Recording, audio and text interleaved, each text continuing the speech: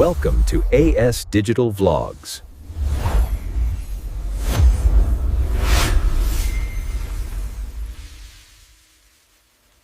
అందరికీ నమస్కారం. కెరీర్లో ఫస్ట్ స్టెప్ అదేనండి, మొదటి జాబ్ ఇంటర్వ్యూ. దానికి రెడీ అవుతున్నారా? ఆ మొదటి అడుగు చాలా చాలా ముఖ్యం కదా. సరే, ఈరోజు మనం ఆ ఫస్ట్ ఇంటర్వ్యూని ఎలా అదరగొట్టాలి, అందులో సక్సెస్ అవ్వడానికి ఏం చేయాలో అన్నీ వివరంగా చూసేద్దాం. ఫ్రెషర్గా మనందరినీ, అంటే చాలామందిని వెంటాడే అతిపెద్ద టెన్షన్ ఇదే.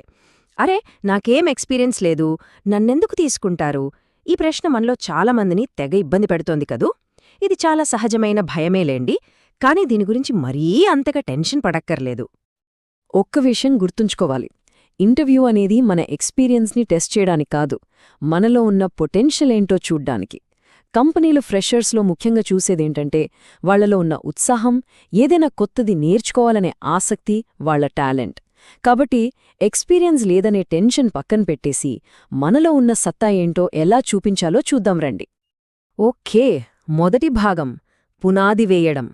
అంటే ఇంటర్వ్యూకి ముందు మనం రెడీ చేసుకోవాల్సిన చెక్లిస్ట్ అన్నమాట. సరే, మన ప్రిపరేషన్లో 3 ముఖ్యమైన స్టెప్సున్నాయి. నెంబర్ 1, కంపెనీ గురించి రీసెర్చ్ చేయడం. నెంబర్ 2, జాబ్ డిస్క్రిప్షన్ని జాగ్రత్తగా అనలైజ్ చేయడం. ఇంకా నెంబర్ 3, మన డాక్యుమెంట్స్ అన్నీ రెడీగా పెట్టుకోవడం. ఈ 3 మన ప్రిపరేషన్కి చాలా చాలా బేసిక్, ఇంకా ఇంపార్టెంట్ కూడా. రీసెర్చ్ అంటే జస్ట్ కంపెనీ పేరు తెలుసుకోవటం కాదు, వాళ్ల మిషన్ ఏంటి, వాళ్ల కల్చర్ ఎలా ఉంటుంది, వాళ్ళు ఏం ప్రోడక్ట్స్ లేదా సర్వీసెస్ అమ్ముతున్నారు, రీసెంట్గా వాళ్లకేమైనా పెద్ద న్యూస్ వచ్చిందా లేదా ప్రాజెక్ట్స్ ఏమైనా చేశారా, ఇవన్నీ తెలుసుకోవాలి. ఇంకా చెప్పాలంటే కుదిరితే మనల్ని ఇంటర్వ్యూ చేసే వాళ్ల లింక్డ్ఇన్ ప్రొఫైల్ కూడా లుక్కేస్తే ఇంకా మంచిది. ఇదిగోండి, ఇదొక సూపర్ టిప్. వీలైతే ఇంటర్వ్యూకి ముందే ఆ కంపెనీ ప్రోడక్ట్ లేదా సర్వీస్ని ఒక్కసారి వాడి చూడండి. అప్పుడు మాట్లాడితే అది నిజమైన అనుభవంలా ఉంటుంది.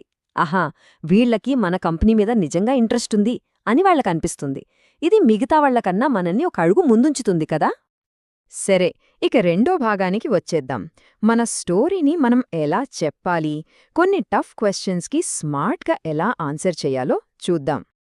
బిహేవియరల్ క్వశ్చన్స్ అంటారు కదా, వాటికి ఆన్సర్ చేయడానికి స్టార్ మెథడ్ అనేది ఒక అద్భుతమైన టెక్నిక్. ముఖ్యంగా ఫ్రెషర్స్కి ఇదొక సీక్రెట్ వెపన్ లాంటిది. ఎందుకంటే మన కాలేజ్ ప్రాజెక్టులు, గ్రూప్ వర్క్స్ లాంటి వాటిని చాలా పవర్ఫుల్ ఎగ్జాంపుల్స్గా మార్చేస్తుంది ఈ మెథడ్. అసలు ఈ స్టార్ అంటే ఏంటో చూద్దాం. ఎస్ అంటే సిచ్యువేషన్, అంటే సందర్భం. టీ అంటే టాస్క్, మన ముందున్న గోల్ ఏంటి. ఏ అంటే యాక్షన్, మనం తీసుకున్న స్టెప్స్ ఏంటి. ఇక ఫైనల్గా ఆర్ అంటే రిజల్ట్, అంటే మన పని వల్ల వచ్చిన అవుట్కమ్ ఏంటి. మన కాలేజ్ అనుభవాలనే దీనికి ఎగ్జాంపుల్స్గా వాడుకోవచ్చు. ఇంకో విషయం, రిజల్ట్ చెప్పేటప్పుడు వీలైతే నంబర్స్లో చెప్తే దాని ఇంపాక్ట్ చాలా ఎక్కువగా ఉంటుంది. ఇప్పుడు చూడండి, ఈ కామన్ క్వశ్చన్, మీ వీక్నెస్ ఏంటి అని అడుగుతారు. చాలామంది నేను పర్ఫెక్షనిస్ట్ అని చెప్తారు. ఇది చాలా రొటీన్ వీక్ ఆన్సర్. అలా కాకుండా నిజాయితీగా ఒక వీక్నెస్ ఒప్పుకుని దాన్ని ఓవర్కమ్ చేయడానికి ఏం చేస్తున్నామో చెప్తే అదిరిపోతుంది. ఉదాహరణకి, నాకు పబ్లిక్ స్పీకింగ్ అంటే కొంచెం భయంగా ఉండేది, అందుకే ఒక క్లబ్లో జాయిన్ అయ్యాను, ఇప్పుడు ప్రెజెంటేషన్స్ ఇవ్వడానికి నానే ముందుకొస్తున్నాను అని చెప్పారనుకోండి. అది మీ సెల్ఫ్ అవేర్నెస్ని, నేర్చుకోవాలన్న మీ తపనని చూపిస్తుంది. రైట్, మూడో భాగం ఇంటర్వ్యూ రోజు. ఆ రోజు లాజిస్టిక్స్, ఇంకా మనం పాటించాల్సిన ఎటికేట్ గురించి మాట్లాడుకుందాం. ఒకటే గుర్తుపెట్టుకోండి, ఇంటర్వ్యూ టైంకి 10-15 నిమిషాల ముందే అక్కడ ఉండాలి. ఇది జస్ట్ పంక్చువాలిటీ కోసం కాదు, మన టెన్షన్ తగ్గించుకోవడానికి, కొంచెం రిలాక్స్ అవ్వడానికి కూడా హెల్ప్ అవుతుంది. లాస్ట్ మినిట్ హడావుడి అస్సలుండదు. ఇంటర్వ్యూ ఇన్ పర్సన్ అయినా వర్చువల్ అయినా కొన్ని మర్యాదలు పాటించాలి. డైరెక్ట్గా వెళ్తే ఒక ఫర్మ్ హ్యాండ్షేక్, మంచి పోస్చర్, వాళ్ళు చెప్పేది శ్రద్ధగా వినడం ముఖ్యం. అదే వర్చువల్ ఇంటర్వ్యూ అయితే మీ టెక్నాలజీ, అంటే ఇంటర్నెట్, కెమెరా అంతమందే చెక్ చేసుకోండి. స్క్రీన్ వైపు కాకుండా కెమెరా వైపు చూస్తూ మాట్లాడండి. ఇంకా మీ వెనుక బ్యాక్గ్రౌండ్ డిస్టర్బెన్స్ లేకుండా ప్రొఫెషనల్గా ఉండేలా చూసుకోండి. సరే, నాలుగో భాగం. ఇంటర్వ్యూ అయిపోయింది, హ్యాండ్షేక్ ఇచ్చి బయటకొచ్చేశాం. కానీ పని ఇంకా అవ్వలేదు. ఇప్పుడు చాలా ముఖ్యమైన ఫాలోఅప్ గురించి చూద్దాం. ఒక సింపుల్ థ్యాంక్యూ ఈమెయిల్ పంపండి. ఇది చిన్న పనే అయినా చాలా ఇంపాక్ట్ ఉంటుంది. ఆ మెయిల్లో ఇంటర్వ్యూలో డిస్కస్ చేసిన ఏదైనా ఒక ఇంట్రెస్టింగ్ పాయింట్ని మెన్షన్ చేయండి.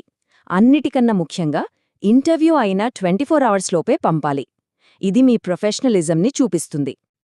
ఓకే, చివరిగా 5వ భాగం, మనం అస్సలు చెయ్యకూడని తప్పులు. చాలామంది చేసే కామన్ మిస్టేక్స్ ఏంటో చూద్దాం. మొదటిది, అనవసరంగా సాగదీయొద్దు. మీ ఆన్సర్స్ షార్ప్ అండ్ క్లియర్గా ఉండాలి. సూటిగా, సుత్తి లేకుండా చెప్పే సమాధానాలే పవర్ఫుల్గా ఉంటాయి. ఎక్కువ మాట్లాడితే అసలు పాయింట్ మిస్ అయ్యే ఛాన్స్ ఉంది. రెండోది, ఎవ్వర్నీ దేన్ని తక్కువ చేసి మాట్లాడొద్దు.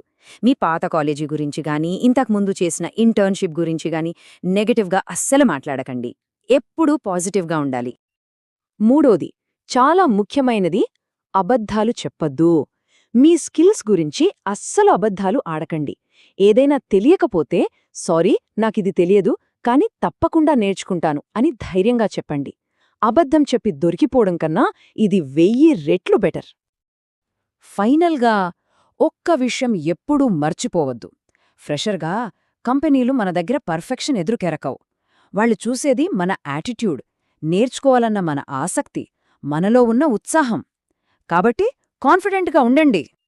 వెళ్లే ముందు ఈ ఒక్క ప్రశ్న గురించి ఆలోచించండి. వేరే ఎవరిలోనూ లేని మీలో ఉన్న ఆ ఒక్క యునీక్ స్కిల్ ఏంటి? మీరు కంపెనీకి కొత్తగా ఏం తీసుకురాగలరు? ఈ ప్రశ్నకు సమాధానం వెతకడం మిమ్మల్ని మీరు అర్థం చేసుకోవడానికే కాదు, ఇంటర్వ్యూలో అందరికన్నా భిన్నంగా నిలబెట్టడానికి కూడా హెల్ప్ అవుతుంది. All the best for your first step.